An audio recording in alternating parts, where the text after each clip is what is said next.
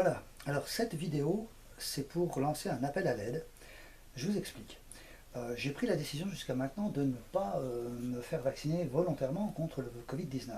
Je l'ai prise, cette décision, après un raisonnement et après une réflexion, après une information. Et apparemment, malgré ça, je suis considéré par la plupart des gens qui s'expriment du côté des autorités comme un idiot, un charlot, un irresponsable. Alors, si effectivement j'avais pris cette décision comme ça, au hasard, il n'y aurait pas de souci, je serais vraiment un charlot, un idiot, un irresponsable, et je le suis peut-être, il n'y a pas de souci là-dessus, mais je voudrais juste savoir pourquoi, puisque comme il s'agit pour moi du résultat d'un raisonnement à partir d'informations que j'ai collectées ici et là, hein, celles qui étaient disponibles, eh bien, on doit pouvoir me dire, bah écoute Didier, là il y a un problème, tu n'as pas eu la bonne information, celle-là c'est l'information certifiée, là tu as un raisonnement, une erreur de raisonnement, ok, et si on me les pointe, ben, il n'y a pas de souci, surtout si on me donne des bonnes informations à la place, et si on me refait le raisonnement, ou si après je peux refaire moi le raisonnement qui permet d'arriver à une conclusion différente. Apparemment, la conclusion à laquelle je devrais arriver, c'était de me faire vacciner volontairement contre le Covid-19. Je ne fais pas partie de la France des campagnes isolées, hein, je le précise quand même, sans médecin traitant, non, j'ai bien un médecin traitant. Je ne fais pas partie aussi de ces jeunes qui se croient invincibles. Non, du tout. Et pourtant, donc, je suis classé comme un charlot, un idiot, un irresponsable, et voire même un sous-citoyen. Donc l'appel à l'aide que je lance, c'est, puisque vous, qui me classez dans la catégorie des idiots, des irresponsables, etc., vous avez vu une erreur de raisonnement, s'il vous plaît, ayez la gentillesse de bien vouloir me dire à quel endroit, quelles sont les informations sur lesquelles moi j'ai reposé mon raisonnement qui sont fausses, etc. Alors je vais vous donner, justement pour pouvoir examiner ça, le raisonnement sur lequel je me suis basé pour ne pas me faire vacciner volontairement. Alors j'ai pris des notes, hein, on va les lire au fur et à mesure. On va voir donc maintenant ce que ça donne. Alors, une précision avant tout, c'est que non seulement les étapes de mon raisonnement vont être exposées ici, mais aussi les informations dont je dispose. Mais les informations dont je dispose, je n'ai pas moi à ma disposition un laboratoire complet pour examiner les données scientifiques ou biologiques. Et bien que j'ai une petite formation biologique au départ, ça ne m'empêche pas de ne pas avoir toutes les informations des dernières années. Et les dernières années de ces informations-là, elles viennent pour moi, des médias principalement et des autorités. Donc les informations sur lesquelles je me base sont celles qui sont diffusées par les autorités, sanitaires ou pas, et les médias mainstream principalement, même si effectivement j'ai regardé aussi les analyses de certains youtubeurs qui n'allaient pas dans le même sens, youtubeurs qui sont de temps en temps quand même des docteurs en médecine et des chercheurs avec une renommée mondiale. Donc c'est pas simplement le petit jeune du quartier qui fait d'ailleurs des fois de très bons, enfin de ce que moi j'estime être de très bonnes vidéos. Alors, j'arrive au Covid, il arrive en 2020, les messages qu'on a reçus, c'est pas de souci, restez en Chine, vous pouvez sortir, vous distraire, etc. C'est le message que j'ai eu. Je me souviens peut-être pas exactement des sources, mais je pense qu'on peut sans problème les retrouver. Et je m'intéresse de près à ça quand on me dit, oui, mais maintenant on confine. Alors, à quelques jours près, c'était vous pouvez y aller, il n'y a pas de problème, sortez normalement, ça pose aucun souci, et le lendemain on confine tout le pays. Ça fait un choc quand même, donc ça m'a semblé nécessiter mon attention et j'ai regardé plus en détail. Alors à l'époque, ça tombait bien, le gouvernement fournissait à tout le monde les cas confirmés, ce qu'il appelait les cas confirmés, journellement, tous les jours on avait un chiffre. Et donc ça m'a permis, moi, puisqu'on me fournissait gentiment les chiffres, sans aller les chercher ailleurs, de faire une petite courbe pour voir ce qu'il en était. On m'a dit aussi que les données qu'on avait à l'époque sur le Covid, c'était que c'était une maladie qui avait un délai d'incubation de 4-5 jours, pouvant éventuellement s'étendre jusqu'à 14. Et donc sur la base de ces données-là, je me suis dit, il n'y a pas de souci, on va regarder l'inflexion de la courbe 4-5 jours après le début du confinement, et puis voir ce qui se passait. Normalement, 4-5 jours après, il y aurait dû y avoir un fléchissement important, net, de la courbe. Or, je n'ai rien vu. Mais on n'en déduit pas que le confinement est pas efficace, j'en ai conclu simplement que les données que j'avais et le délai, alors les données de cas confirmés et le délai d'incubation de la maladie n'étaient pas compatibles avec une efficacité du confinement. C'est tout. Et à l'époque, j'ignorais que les chiffres étaient bons ou pas, je ne savais pas, donc c'était la question qui se posait à l'époque. Or, depuis, le gouvernement n'est pas revenu sur ces chiffres-là, Le délai d'incubation, bah, il est même resté le même, hein. C'est toujours, on parle toujours de 4-5 jours avec 14 jours, bah, à ma connaissance, hein. Si j'ai loupé quelque chose, il faut me le dire. Et donc tout ça c'est bon. Et ça veut dire que c'est incompatible avec l'efficacité du confinement. Ou alors j'ai encore loupé quelque chose, ce qui est très possible. De la même manière, à l'époque, j'avais pas non plus d'informations sur ce qui se passait dans d'autres pays, comme en Suède et tout. Donc toutes ces informations-là viennent plutôt confirmer l'idée que le confinement n'a pas été d'une efficacité redoutable, mais là encore, il me manque quelques éléments et c'est tout l'objet de l'appel à l'aide que je lance ici. Si vous avez la gentillesse de vouloir m'expliquer ce qui se passe, il n'y a pas de problème. À l'époque, d'ailleurs, on expliquait toutes les mesures qui étaient prises comme étant non pas le fait que les gens ne se contaminent pas, c'était pas pour éviter que les gens se contaminent, c'était pour éviter qu'ils se contaminent tous en même temps, c'est-à-dire diluer la dilution de l'impact de la maladie. Pourquoi? Principalement pour des histoires de prise en charge hospitalière, donc de nombre de lits disponibles. Ok, bon, pas de souci. Mais quand même, moi, je me posais des questions déjà à l'époque, parce que quand je voyais que le confinement, les chiffres du confinement, enfin les chiffres donnés de cas confirmés n'allaient pas dans le sens de l'efficacité du confinement, je commençais à douter, quoi. Déjà, j'avais regardé en détail le contraste violent des consignes. Maintenant, les chiffres qu'on me donne ne sont pas compatibles. Je dois admettre que ma confiance a été quand même un petit peu ébranlée, hein. Ensuite, on a l'histoire des masques. Alors on a une explication très cohérente de Sibeth Ndiaye, hein, et même de Olivier Véran, je crois, si je me souviens bien, pour dire que le masque en population générale, c'est pas utile. Pourquoi? Parce que c'est un geste technique, etc. Et l'explication est tout à fait valable. C'est vrai que si on ne sait pas qu'il faut éviter de se toucher à droite à gauche, si on ne fait pas vraiment attention à ça, eh ben, effectivement, le masque peut ne servir à rien, voire même aggraver les choses, puisque une fois le virus à l'intérieur, vous l'obligez de repartir. Et donc c'était curieux. Par la suite, on a appris qu'il manquait de masques, mais que donc maintenant on impose le masque en population générale. Je me dis d'accord, mais à ce moment-là, l'explication qui était parfaitement cohérente de Sibeth Ndiaye sur le fait que c'était un geste technique, qu'est-ce qu'elle devient cette explication-là? Ben, j'ai pas trouvé de réponse à cette question. Donc pour moi, l'explication technique qui dit que bah, en population générale, les gens ne savent pas l'utiliser, le masque, reste valable. Et je note que les autorités n'ont pas fait d'efforts particuliers pour apprendre aux gens à se servir d'un masque. Vous avez même une candidate aux élections présidentielles qui le met à l'envers. C'est pour dire que si elle, qui a un niveau d'études assez élevé, je crois, hein, se permet de faire ça, ben, je peux peut-être expliquer un peu à tout un chacun, surtout aux gens qui n'ont pas de rôle, de fonction dans la crise sanitaire. Moi, je ne suis qu'un citoyen comme les autres, hein, voire même en dessous des autres, hein, si vous voulez, il n'y a pas de souci. Mais je me dis quand même, c'est quand même bizarre, cette explication-là, elle ne disparaît pas, et on n'apprend pas aux gens à se servir du masque, mais on leur impose. Ça commence à devenir bizarre.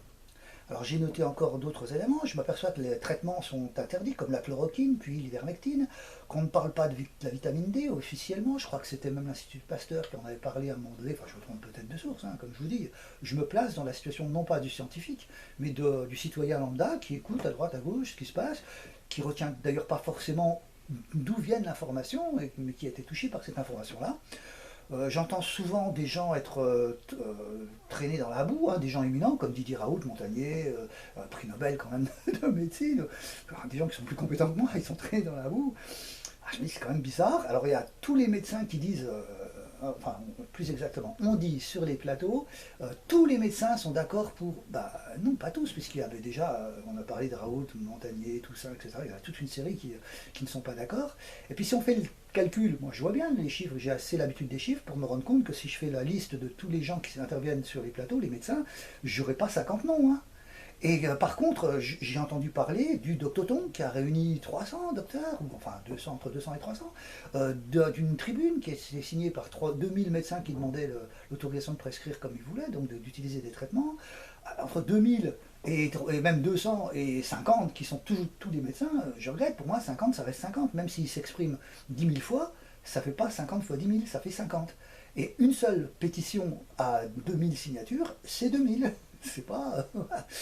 Sauf si on nous dit le contraire. Donc voilà, pour moi 50 c'est toujours inférieur à 2000. Donc vous comprenez que dans cet esprit-là, ma confiance dans les médias et dans les autorités pour les masques, on en a parlé, et puis pour les données de l'efficacité du confinement, là maintenant ma confiance dans le nombre de médecins, mais toutes ces données sont peut-être fausses ou sont peut-être arrivées à moi déformées ou insuffisantes, ou j'ai loupé des bonnes informations.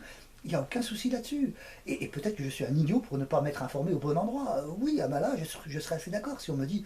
Et donc je demande, veuillez avoir la gentillesse de donner à un idiot, puisque vous considérez les choses comme telles, la source d'information qui lui permettrait peut-être de changer d'avis. Et vous me sauveriez peut-être la vie, hein, si effectivement le choix, ça serait de se vacciner. Alors donc tout ça fait que faut être vigilant. Et moi j'en ai conclu, je vais être vigilant et je vais regarder un petit peu ce qui se passe. Alors, j'ai déjà écarté certains arguments. Par exemple, au sein de ma famille, il y a des gens qui me disent oui, ils ne sont tous pas d'accord, donc on ne fait rien. Et donc on ne fait rien, c'est quoi? Vous êtes vacciné? Oui. Ah. Donc en fait, les gens ne sont pas d'accord, il y a des médecins qui disent oui, d'autres qui disent non. Donc au final, je ne sais pas. Et donc comme je ne sais pas, je choisis de me faire vacciner. Non, moi j'ai pas fait que je ne fonctionne pas comme ça. Moi, hein. Si on ne sait pas, on prend une décision où on examine plus en détail. Et c'est ce que j'ai essayé de faire, mais peut-être que je me suis trompé. Donc, et c'est pour ça que j'appelle à l'aide. Donc en même temps, un peu de politique, j'ai quand même vu des choses. Hein. On m'a souvent dit, par exemple, des gens qui disent ouais, vous savez, telle partie-là, c'est la peste, et l'autre partie, c'est le choléra. Donc c'est la peste et le choléra, c'est blanc bonnet et bonnet blanc. Donc, je comprends ça, ça veut dire que c'est pareil. Mais après, on me dit donc j'ai choisi ça. Ah bon, parce qu'à 50-50, je peux choisir ça, moi. Ah non, non, non, si tu choisis ça, t'es le diable, machin, je vais lutter contre toi. Donc je m'aperçois que les gens qui disent c'est pareil, finalement ils choisissent un camp et si tu choisis l'autre. Puisque c'est pareil, ils devraient dire bah oui, pas de problème, t'as choisi au hasard. Ah non, non, non, là c'est le mauvais choix.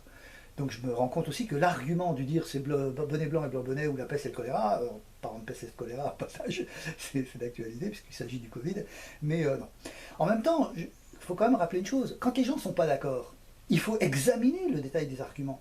Imaginez un juge qui aurait deux parties, ah bah le plaignant et la victime, enfin là, le présumé coupable et la victime, ou deux parties qui s'affrontent sur un désaccord, ils ont deux interprétations complètement différentes. Donc ils ne sont pas d'accord, donc je ne prends pas de décision. Ben non, ils ne sont pas d'accord, donc j'examine les arguments des uns et des autres, et après je prends ma décision. Et s'il faut, je fais appel à un expert. Et c'est d'ailleurs ce que je fais là maintenant. J'ai besoin d'informations contraires, puisque je vois bien que le raisonnement de ma décision à moi, qui amène à ma décision, arrive à une décision qui est jugée comme étant celle d'un idiot, d'un irresponsable et d'un sous-citoyen, enfin Charlot, etc.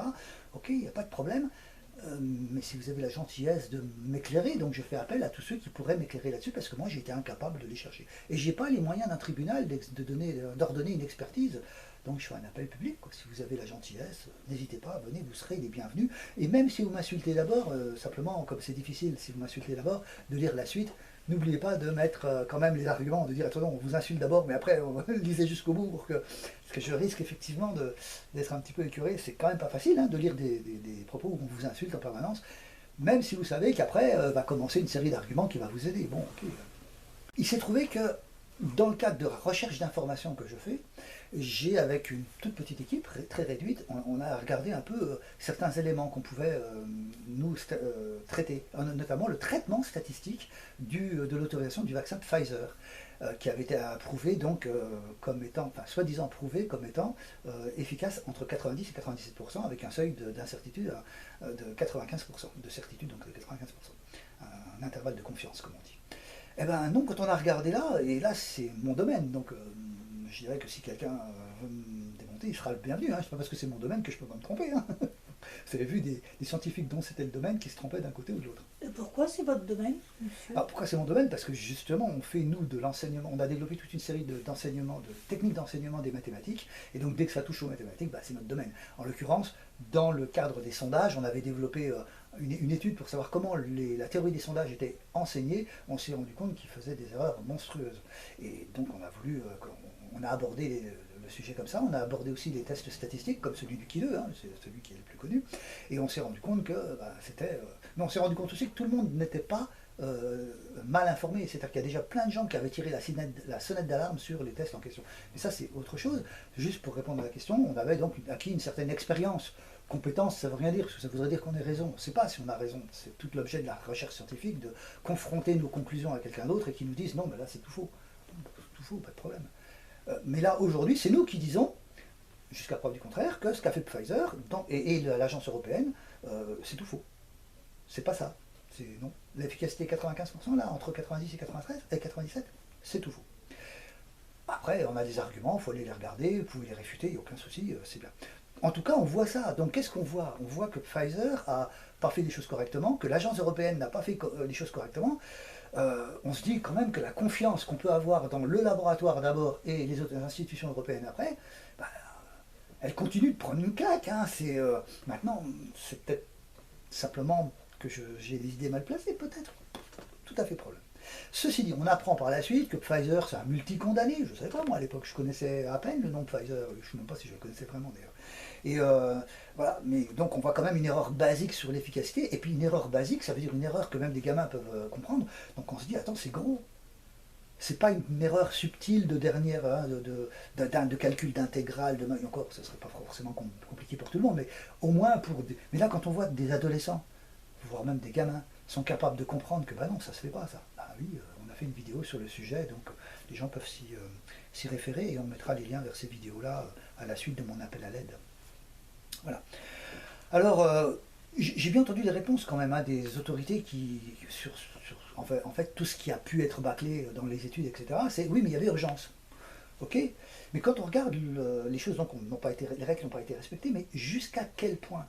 Et on se rend compte que quand ça touche à des erreurs basiques, c'est que là, bah, mon degré de confiance, je regrette, il est réduit à zéro. J'ai plus confiance. J'examine maintenant tout à la loupe.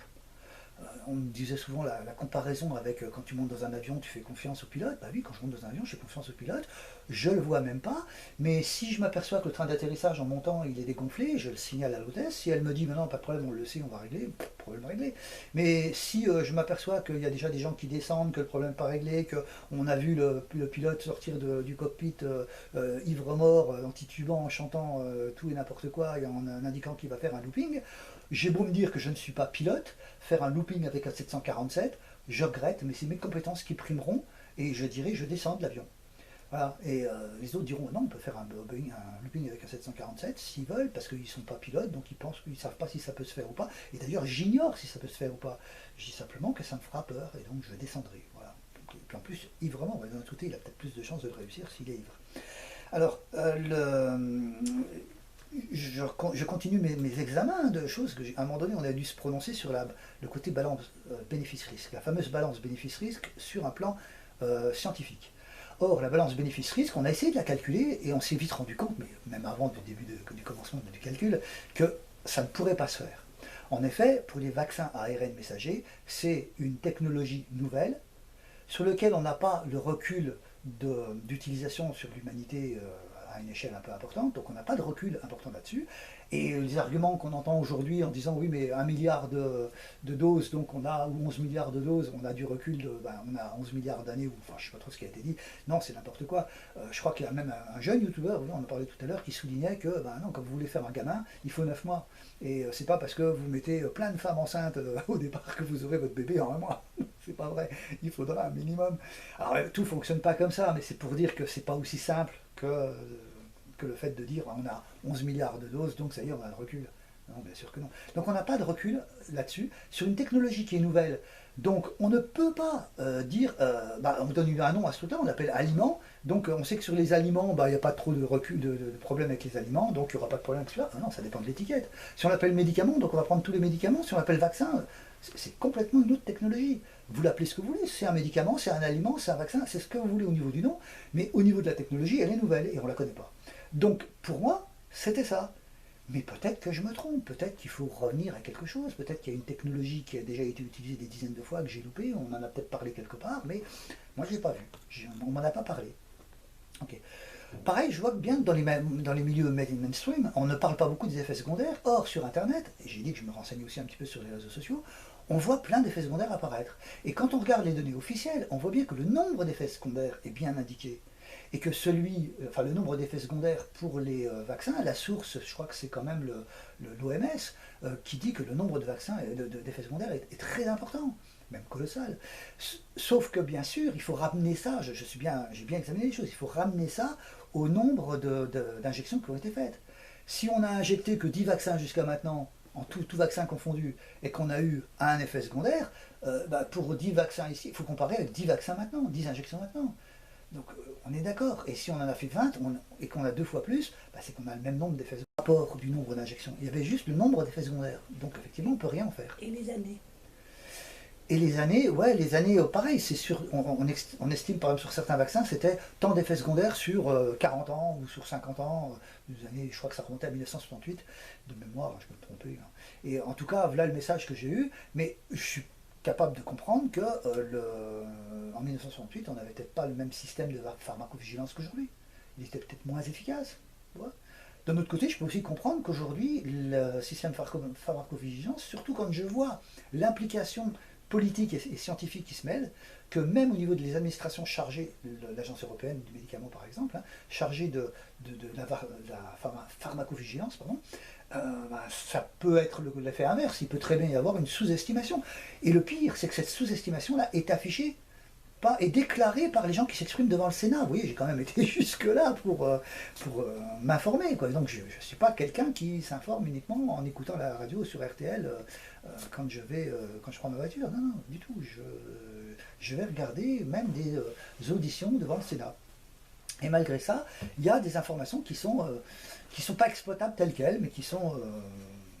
Alors, les effets secondaires, donc on a vu, il faut quand même regarder un petit peu ça, parce que c'est dans ma balance bénéfice-risque à moi, les effets secondaires vont peser lourd, même si je ne peux pas la calculer. Puisque ayant 62 ans, moi, ça veut dire que mon espérance de vie est quand même de l'ordre d'une trentaine d'années, peut-être 40. Et donc, à ce moment-là, il faut que je regarde les effets. Enfin, il faudrait que j'ai un recul de 40 ans à peu près pour faire un calcul pour mon expérience, pour ma balance bénéfice-risque. Je ne peux pas la faire. Ensuite, je regarde aussi la communication. La communication, c'est des arguments qui ne tiennent pas la route. Donc, si vous venez m'insulter avec des arguments comme ça, sachez déjà que, vous m'insulterez, ça sera efficace, mais ça ne me répondra pas à ma demande. Ça ne sera pas l'appel que je vous fais. Je ne vous demande pas de m'insulter, je vous demande de m'aider. Et un argument du genre, telle célébrité, vous voyez, elle est morte parce qu'elle ne s'est pas fait vacciner, oui, j'ai bien compris qu'il y avait des gens qui ne s'étaient pas fait vacciner, qui sont morts, mais après, il y aura quelqu'un d'autre qui va me venir, regardez, celui-là, il était vacciné, il est mort. Je ne vais pas commencer à les compter, je n'ai pas l'outil moi pour faire des éléments statistiques, donc je ne veux pas de choses dramatiques sur une personne, ça ne m'intéresse pas ça. Je suis navré pour telle personnalité qui était non vaccinée, je suis navré pour celle-là qui était vaccinée, je suis navré qu'elle soit décédée, mais moi ça ne me sert à rien dans le choix que je dois faire là. Okay. Puis après il y a autre chose encore.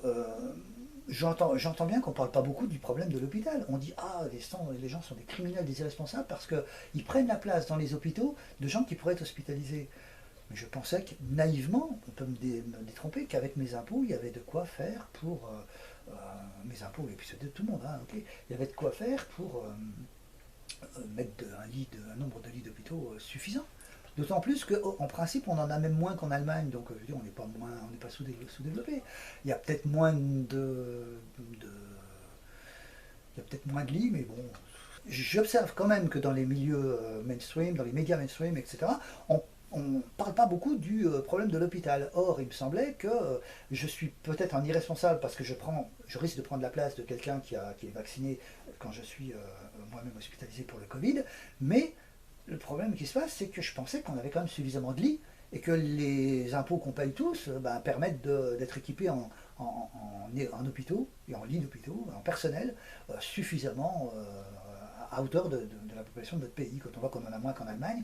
Alors, est-ce qu'on a moins de population qu'en Allemagne? Il faudrait regarder un petit peu, mais toujours est-il qu'il y a quand même des soucis, et je vois surtout qu'on n'en parle pas beaucoup. Et que donc c'est un élément important, puisque vous êtes irresponsable parce que vous prenez la place de quelqu'un.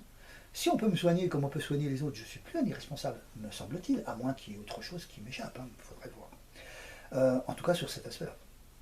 Et puis la confiance dans nos dirigeants, je vous l'ai dit, elle a diminué énormément, et en même temps, elle est d'autant plus annihilée, même cette confiance-là, pour dire même maintenant on rentre dans le côté un peu méfiance. Non pas que ce soit des gens, je ne suis pas en train de dire que tous nos dirigeants sont des pourris ou des gens qui se trompent, je ne dis pas ça. Je dis juste que moi, j'ai plus confiance. C'est pas pareil. Cette confiance a été annihilée, mais c'est moi qui me trompe, probablement. D'ailleurs, si on vient me retrouver en me disant, mais voilà, Didier, là, il y avait ça qui allait pas, ça, machin. Je peux retrouver confiance, c'est pas de problème. Mais il faut... Et donc, ils n'ont rien changé, sauf le fait de me communiquer des informations. Ça ne veut pas dire donc qu'ils sont dans l'erreur. Je ne dis pas qu'ils sont dans l'erreur. Je dis juste que moi, en fonction des informations que j'ai, je n'ai plus confiance. Voilà. Et même, je suis même méfiant. Maintenant, je suis en confiance négative. Pour moi, par exemple, il n'a pas établi qu'ils ont cherché, ces dirigeants, à créer du soin. Ils n'ont pas ouvert des lits. Et pourtant, ils en ont promis, j'ai entendu des promesses, et puis je vois que dans les informations que j'ai, ils en ont pas ouvert. J'ai des informations qui disent qu'ils en ont même fermé, et qu'elles semblent même pas démenties quand il y a des débats entre les représentants des gens au gouvernement, des députés LaREM par exemple. Ouais. Non, non, je vois des soignants suspendus. Bah, je crois qu'il y avait eu des soignants suspendus, donc on a diminué le nombre de soignants, puis on dit qu'on manque de personnel. On a formé des réanimateurs en 2 ans, j'ai pas entendu dire quoi que ce soit là-dessus, donc il me semble qu'on n'a pas formé des réanimateurs en 2 ans. Et quant à me dire qu'en 2 ans, un pays n'a pas le temps de former des réanimateurs parce qu'il faut 8 ans ou 10 ans pour en faire, je vous dirais que non. Hein. On peut former, nous, en 10 jours, des gens pour passer le bac en maths. Donc si on peut le faire en 10 jours, vous prenez des réanimateurs, des gens compétents pourraient former d'autres personnes en 2 ans, hein, sans aucun problème. Mais ça se discute. Et même si je me trompe, qu'on m'explique, non, c'est pas possible pour les réanimateurs. Pour tes maths, peut-être, mais pas pour les réanimateurs. Ok, pourquoi? Je vois aussi qu'il n'y a pas de masque FFP2 pour tout le monde, on ne les achète même pas, enfin, d'après les informations que j'ai toujours. Il n'y a pas de groupe de filtration d'air dans les écoles, partout, il y a 20% je crois, donc on devrait être à 100% si c'est efficace. Et si c'est pas efficace, il faut expliquer. Dans ce cas-là, c'est pas la peine d'avoir de 20%, hein, si c'est pas efficace. Mais peut-être que toutes ces informations-là sont fausses. Mais moi je me base là-dessus, je suis bien obligé de me baser là-dessus. Donc oui, je suis un idiot, je suis un charlot, je suis un irresponsable. Veuillez juste me donner des arguments pour que je puisse effectivement aller me faire vacciner. Moi, si pour l'instant, les effets secondaires à plus d'1 an sont inconnus, il s'agit d'une technologie nouvelle, donc on peut pas le comparer avec d'autres vaccins. D'ailleurs, on le fait quand même, mais on s'aperçoit que les effets à court terme sont quand même relativement élevés, voire peut-être même plus élevés. J'ai pas d'éléments pour ça. En tout cas, ils ne sont pas forcément ou nettement moins élevés, ça saute pas aux yeux. Hein. Les effets positifs pour moi sont insuffisants, parce que pour moi, le Covid, d'après ce qui ressort, c'est une mauvaise grippe, quoi. C'est peut-être plus grave qu'une grippe, ou un peu moins grave même qu'une grippe, mais c'est jamais que l'ordre de grandeur d'une grippe. C'est pas, on n'a pas le nombre de morts du cancer. On n'a pas ce genre de choses. Alors je sais, hein, c'est différent. Le cancer ne se transmet pas, une grippe ou le Covid se transmet. Oui, ok, il y a la contagiosité qu'il faut intervenir. Mais en termes de gravité, moi, je regrette, mais la grippe, même 10 fois plus important que la grippe, ça reste pas grand-chose. Hein. Il faut arriver à 100 ou 1000 fois plus vite, plus grave, pour arriver à des notions comme un cancer ou l'importance d'un cancer ou des choses comme ça. Alors il reste aussi l'effet des transmissions. Je regarde aujourd'hui certaines études disent que la transmission, l'écart, la différence entre les vaccinés et les non vaccinés est nulle. On va même jusque là aujourd'hui. Alors qu'avant c'était 10 fois moins, 8 fois moins, des choses comme ça. Maintenant c'est aucune différence.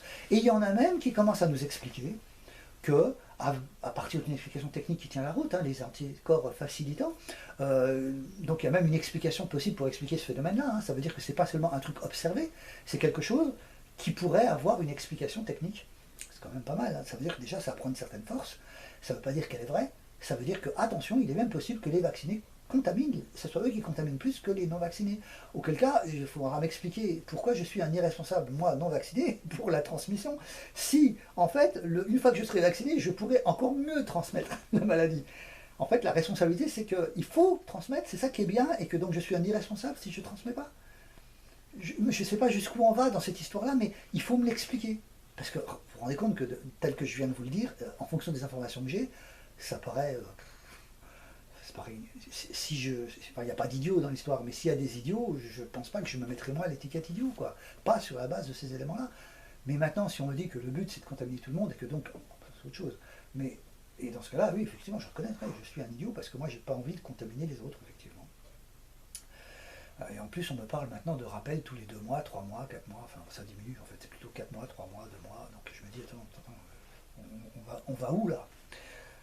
Voilà, alors donc l'absence de confiance, comme j'ai dit, c'est pas une critique, mais voilà, s'il y a 90% des gens qui sont OK avec ça, oui, bah pas moi. Moi j'appartiens aux 10% qui restent, mais pas forcément de la même manière, parce que sur les 10% qui restent, il y a peut-être des tas de gens qui sont vraiment des idiots, c'est-à-dire qui n'ont aucun raisonnement, qui ont décidé qu'ils ne se vaccineraient pas, point barre.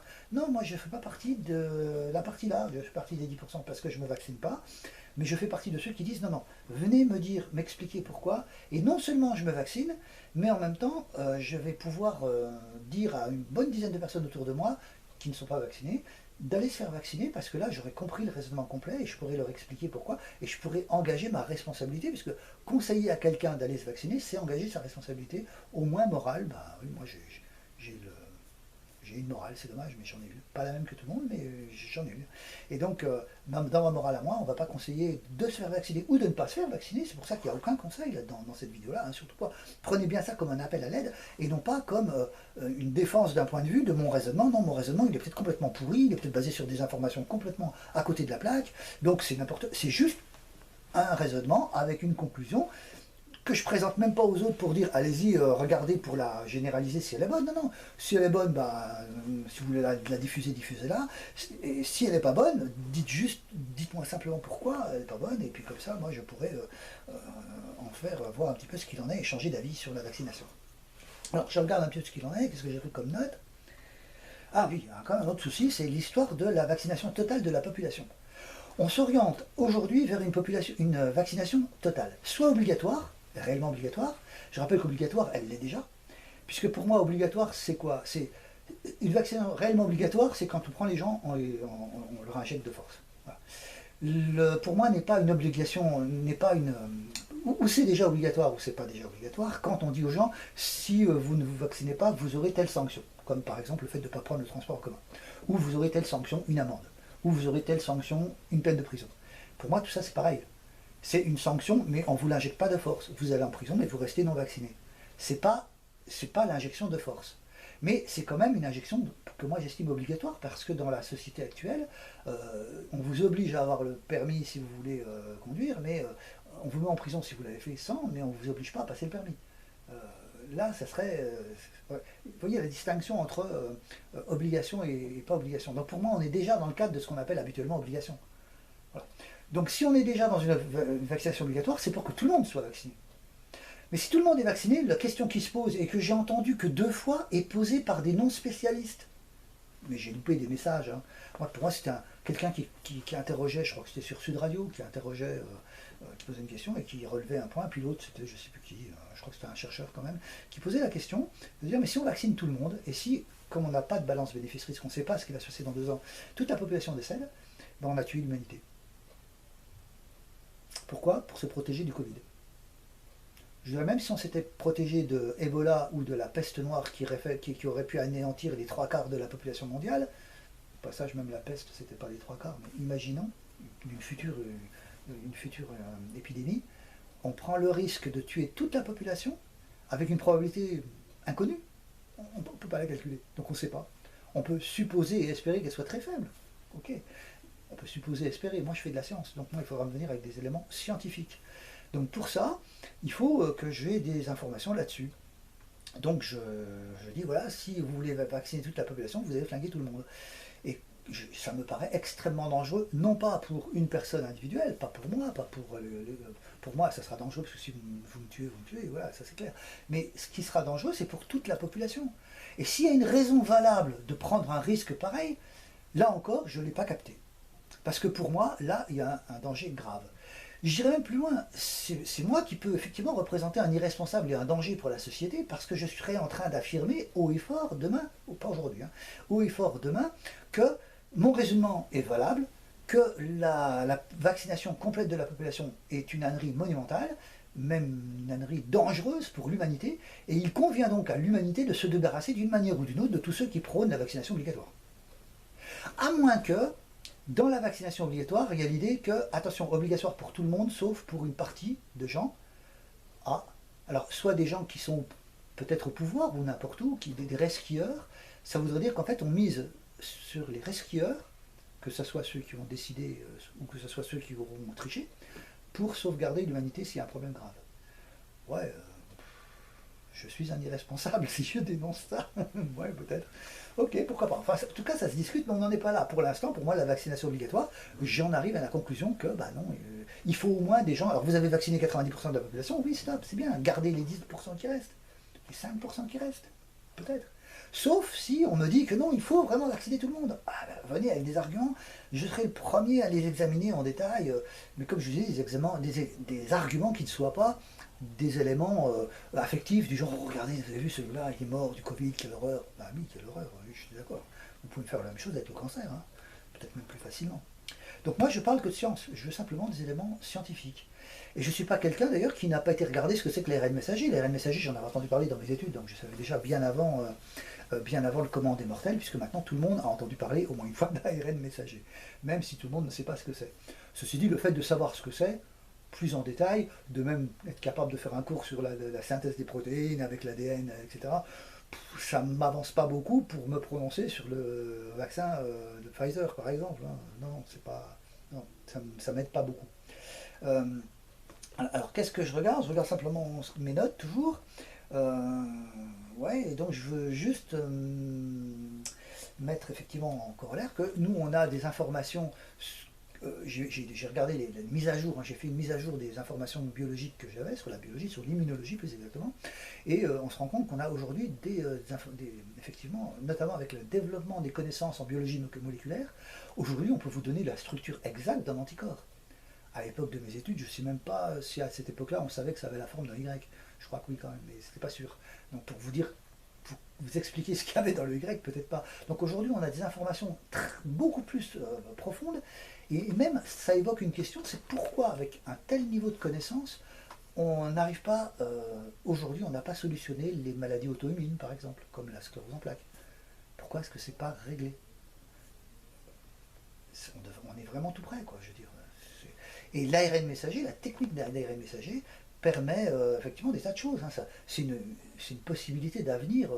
Alors, il ne faut pas la surestimer, mais il ne faut pas la sous-estimer non plus. Non, c'est une des technologies qui sera encore meilleure plus tard. Évidemment, l'idéal, ça aurait été de modifier carrément l'ADN.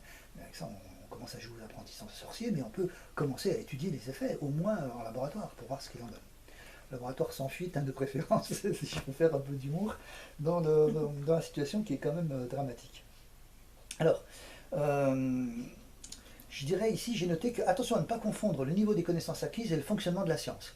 Les vrais scientifiques ne sont pas ceux qui affirment sur les plateaux de télé, et aussi des fois dans les amphis des universités, ce sont ceux qui doutent, qui remettent en cause, qui essayent ici ou là, etc. Et ça c'est très important, c'est l'objectif même. Je me positionne, peut-être que je me trompe, hein, mais je me positionne comme un scientifique. Mais non pas comme une éminence spécialiste d'un domaine particulier, non, comme un scientifique parce que j'applique la démarche scientifique. J'obtiens un résultat dans un domaine, quel qu'il soit, par exemple l'analyse qu'on a vue sur le bénéfice-risque, l'analyse qu'on a faite sur l'efficacité du vaccin Pfizer, l'analyse qu'on a faite sur les tests du Ki2, etc. Enfin, tout ça, tous ces éléments-là, on les soumet, et puis c'est à d'autres personnes de nous dire, ouais, on est d'accord, on retrouve la même chose, ou non, on n'est pas d'accord pour telle raison. Ça, c'est la démarche scientifique, et c'est d'ailleurs un petit peu ce que je fais aujourd'hui. Aujourd'hui, j'ai une démarche scientifique qui est doublée d'un appel à l'aide personnelle, puisque en fait, c'est pas seulement pour faire avancer la science que je fais ça. Je voudrais savoir juste, moi, de manière égoïste, si je dois me faire vacciner, et de manière toujours égoïste, si les gens qui me sont proches, je dois leur conseiller ou non. Donc c'est quelque chose de très égoïste. Et on est sorti un peu de la démarche scientifique, mais j'applique cette même démarche scientifique pour régler un problème personnel. Voilà. C'est très clair. Maintenant, si ça peut servir aussi à d'autres qui, ailleurs, pourraient entendre les arguments qui me seront faits et qui avaient la même problématique que moi et que ça peut les aider, ce sera ravi. Comme ça, tout le monde va se faire vacciner et ça sera bien, on va sauver des vies. Pas moi qui vais sauver des vies, c'est ceux qui vont intervenir, qui vont nous donner des arguments. Ils vont sauver ma vie, sauver la vie de mes proches, et ils vont même sauver, s'ils font connaître cette démarche qu'ils auront eue, ils vont même sauver des tas de vies un peu à droite à gauche. Alors combien, je ne sais pas, mais tant mieux. Hein. Voilà, alors maintenant il y a aussi autre chose, c'est l'histoire des enfants. Donc je sais qu'on parle des gens comme nous qui ne sommes rien. Moi j'ai pas de titre, je ne peux pas vous dire que je suis le directeur de tel centre de machin, de vacances que j'allais dire. Non, je suis rien. Je suis rien. Donc je suis, dans le système de valeurs actuel, j'ai pas de Rolex, hein, donc je suis une petite merde. Ça, j'ai bien compris, c'était d'ailleurs même la conclusion d'une des vidéos, de la vidéo, qui a clôturé notre action politique en local. On a une action politique locale, c'est-à-dire au niveau d'une commune et d'une communauté de communes, juste là. Et quand on a laissé tomber, on a fait une vidéo sur la dernière affaire qui défrayait la chronique, l'affaire Grémenot. Vous la retrouvez facilement, ça sera mis aussi dans le descriptif de la vidéo. Mais c'est juste pour dire, oui, on est tous considérés comme des petites merdes, donc on est tous des petites merdes. Il faut dire aussi qu'on n'agit pas de manière à ne pas être considéré comme tel. Non pas qu'on agit comme des petites merdes, mais on agit comme des gens où on se laisse piétiner et être considéré comme des petites merdes. Donc voilà, comme quoi j'ai tel diplôme, etc. Non, je suis une petite merde, point final, on est d'accord, comme ça c'est un terme qui est compréhensible par tout le monde.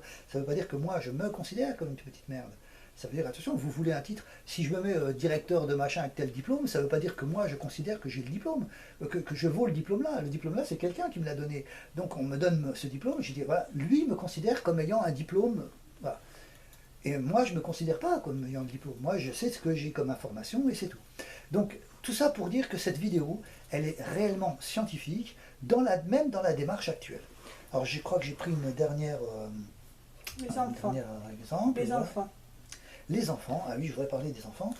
C'est quand même important parce que moi, on peut me considérer comme une petite merde, donc tu crèves, c'est bon quoi. En gros, oui, il n'y a pas de problème que certaines personnes puissent dire, voilà, puissent me souhaiter que mon avion, si je prends l'avion, éclate en vol, comme j'ai entendu dans certains.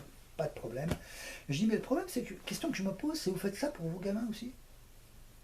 Parce qu'en fait, les gamins, si j'ai bien compris, mais là je me trompe peut-être aussi, en tout cas voilà ce que j'ai compris. Alors détrompez-moi si je me suis trompé, j'ai compris que les vaccins, les gamins n'étaient pas sujets au Covid. J'ai compris, ou très peu, enfin pas suffisamment pour en tout cas leur faire prendre un risque de vaccin. Et que donc, si on leur fait prendre quand même un risque de vaccin, c'est pour une toute autre raison, c'est pour protéger les plus âgés.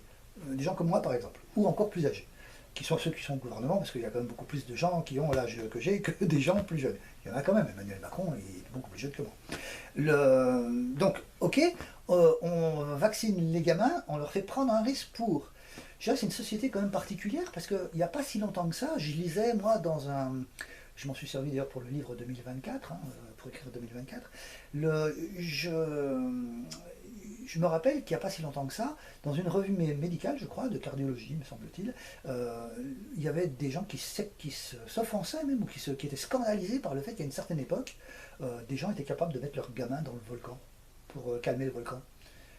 Ben oui, mais ils avaient un niveau de culture et de connaissance qui, pour eux, c'était une connaissance. Je veux dire, ils ne se basaient pas sur la science, sur ce qu'on expérimente ou pas. Ils se basaient sur le fait que, tiens, le volcan, il fonctionne comme ça. Donc, c'était une espèce de religion, mais une religion qui était à l'état de science. D'ailleurs, quelque part, la science, c'est aussi une religion.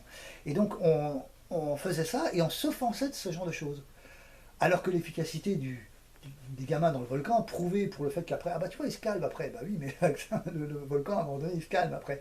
Donc là, le vaccin, on va pouvoir vacciner des tas de gamins, puis on dira après, ça va se calmer. Bah oui, mais il faut faire le lien entre, de manière scientifique, il faudrait faire le lien.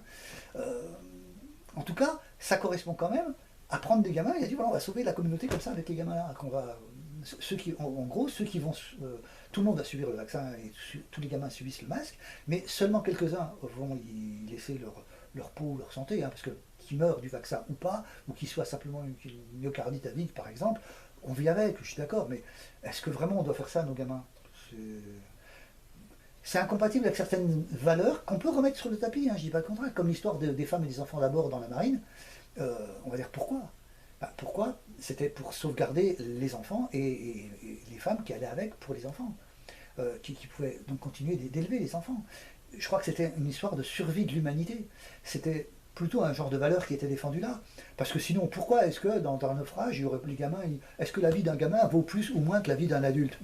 Ça se discute, mais moi j'ai aucun élément pour dire que c'est l'un qui vaut plus que l'autre. Donc comment est-ce qu'on justifie les femmes et les enfants d'abord? Par le fait que, attention, on s'arrange pour avoir une stratégie, une politique qui permettra aux enfants et à l'humanité de perdurer. Et comme je l'ai dit tout à l'heure, l'humanité, si on se place au niveau de l'humanité, donc si je ne suis plus moi une seule petite merde parmi l'humanité, mais juste le porte-parole, vous voyez le statut que je deviens le porte-parole de l'humanité tout entière, de l'espèce, pour dire attention, vous jouez avec ma propre vie, pas la mienne, celle de l'humanité.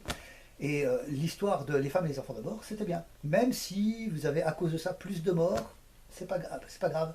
C'est dans un naufrage, en appliquant les femmes et les enfants d'abord, vous avez plus de morts que si vous aviez dit les premiers arrivés, les premiers survivants. C'est pas un problème, parce que la stratégie là, pas sur tel naufrage, mais sur l'ensemble de la politique planétaire, ça permet la survie de l'humanité. Et bien il se trouve que ce principe-là, vous ne le respectez plus. Là. Vous ne mettez pas les femmes et les enfants d'abord. C'est les enfants vaccinés comme tout le monde. On vaccine tout le monde. Non, il y a un problème. Là, je pense qu'il y a un problème. Mais peut-être qu'il y a un problème parce que je n'ai pas vu quelque chose. Donc je soulève ici un problème. J'ai l'air, effectivement, sur la base de mon raisonnement, moi je ne me vaccine pas. Mais il est probable que je me trompe, puisqu'il y a des gens éminents quand même qui disent le contraire. Alors il y a des gens éminents qui disent aussi comme moi, mais est-ce qu'ils ont eu le même raisonnement que moi? Je ne suis pas sûr. Je suis pas certain que quelqu'un dise oui, Pfizer, c'est par exemple le vaccin, c'est pas efficacité de temps parce que ils ont été condamnés. Ah non, moi j'ai pas dit ça. Hein. J'ai dit il n'y a pas d'efficacité de temps parce que le traitement statistique qu'ils ont fait n'était pas le bon. C'est pas pareil. Et après, pour l'histoire de confiance, je rajoute éventuellement les condamnations de Pfizer. Mais je ne me base pas sur les condamnations de Pfizer pour dire que leur efficacité, elle n'est pas à 95%. Hein. Non, non, du tout. Donc il faut quand même voir. Donc j'attends des gens, tous ces gens qui disent la science, machin. Moi, je ne critique pas la science, je ne critique pas l'ARN messager, c'est une voie extrêmement prometteuse, comme tout, comme l'atome, hein, la compréhension du fonctionnement de l'atome, les centrales nucléaires, les bombes atomiques, même, hein, les bombes nucléaires. Tout ça, c'est bien. On a des outils. Après, à nous d'en faire des choses correctement. Hein. C'est à l'humanité d'en faire un bon usage. Et je dis simplement que, en ce qui me concerne, c'est juste moi et ma famille. Si vous avez la gentillesse de nous fournir des éléments, ça serait gentil. Et je terminerai juste sur une chose. J'ai bien vu que plein de gens sur des forums ou des réseaux sociaux nous disent oh, vous êtes alors c'était des charlots, vous êtes n'importe quoi, ça fait 2 ans qu'on essaye de vous expliquer, vous comprenez rien, on se fatigue. Oui, bah écoutez, je suis vraiment désolé, hein, c'est vrai que, est-ce que je peux vous demander d'avoir la gentillesse de prendre quelques minutes de plus et puis de m'expliquer que, voilà, surtout que je pense, enfin je me trompe peut-être là aussi, mais ça ne doit pas être très compliqué d'avoir des informations, le raisonnement ne doit pas être très long. Le raisonnement que moi j'ai fait, il n'est pas très long, hein.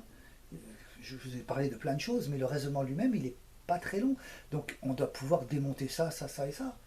Et me dire, bah voilà, et la conclusion, c'est ça. En même temps, au passage, si vous avez ce raisonnement-là, je vous invite aussi à le communiquer à tous les décideurs, parce que pourquoi est-ce si le pass vaccinal, par exemple, est la solution, pourquoi est-ce qu'il n'est pas voté à l'unanimité tout de suite?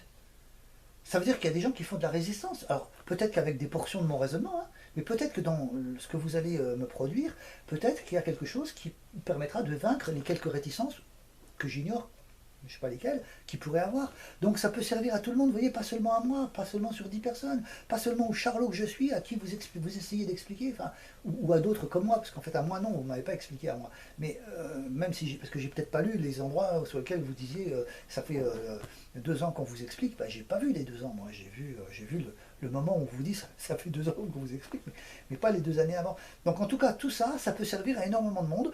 Donc s'il vous plaît, si vous avez la gentillesse de le faire, voilà, ce qui serait bien, ça serait, si quelqu'un répond, que sa réponse ne soit pas noyée au milieu d'insultes, parce que ça me permettra, si vous m'insultez, vous faites que ça, vous allez noyer vous pouvez le faire, hein, si vous voulez vous défouler, allez-y, hein, si ça vous est utile, il n'y a aucun souci, faites-le, mais sachez que vous allez freiner l'information juste qui va me parvenir, qui me permettra de changer d'avis, de vérifier les arguments, éventuellement de débattre, parce que un argument de la part des autres ne veut pas dire que c'est le Dieu qui parle, hein. C'est moi qui vais examiner les informations là, et je vais renvoyer d'autres questions, et au final, on aura quelque chose d'à peu près construit.